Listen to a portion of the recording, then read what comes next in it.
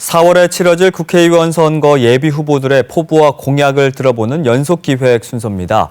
방송 순서는 제주도 선거관리위원회에 등록된 예비 후보들 가운데 개인 일정을 고려한 섭외 순서에 따랐다는 점 다시 한번 말씀드리고요. 오늘 8번째 주자는 서귀포시 선거구에 나서는 강경필 예비 후보입니다. 나종훈 기자가 만났습니다. 든든한 당신의 친구라고 외치는 강경필 변호사가 21대 국회의원 선거 서귀포시 선거구 출마를 선언했습니다. 강경필 예비 후보는 올해 56살로 울산지검과 의정부지검 검사장, 변호사 등 30년 넘게 법조인으로 활동했습니다. 강 예비 후보의 총선 도전은 이번이 2번째. 제주시와 비교해 낙후된 서귀포시를 발전시켜 살만한 도시를 만들겠다는 포부를 밝혔습니다.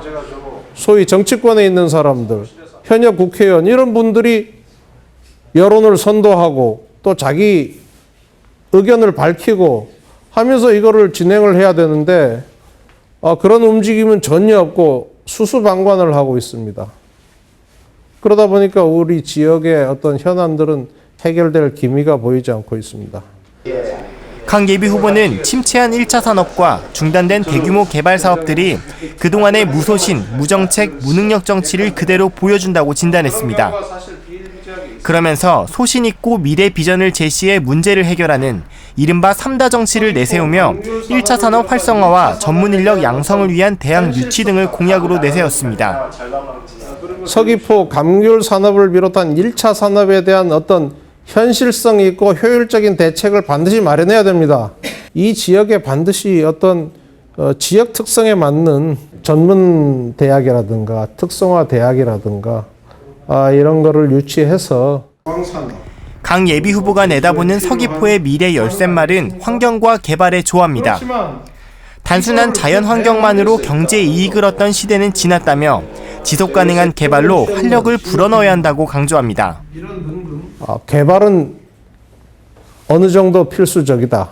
다만 그거는 우리 제주도의 가치가 자연 환경이라는 것을 염두에 두고 그 자연 환경을 훼손하지 않는 범위 내에서 그 자연 환경이 더 큰 가치를 발휘할 수 있는 그 방향으로 제2공항은 원칙적으로 찬성한다면서 문재인 대통령 공약사항이자 고시 직전의 국책 사업이란 점을 고려해 시행 여부에 대한 논쟁보다 원주민 보상 대책에 집중해야 한다고 밝혔습니다. 기본적으로 찬성입니다. 다만 수백 년 동안 거주하던 주민들이 삶의 터전을 잃게 되는 그런 문제가 있지 않습니까? 거기에 대해서는 그야말로 충분한 어떤 대책과 보상이 필요하다. 총선 대비 전략은 갈등 없이 범보수 단일화를 이뤄내는 게 가장 중요하다며 중앙정치 상황을 보며 입당 여부도 결정짓겠다는 입장입니다.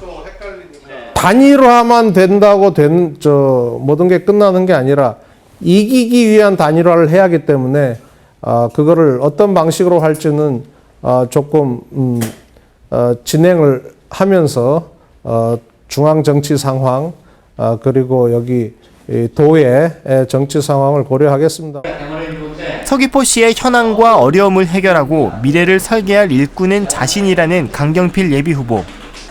검찰과 국회 전문위원 등 30년 가까이 쌓은 공직 경험과 네트워크로 서귀포 발전에 이바지하겠다며 유권자들의 한 표를 호소했습니다. KBS 뉴스 나종훈입니다.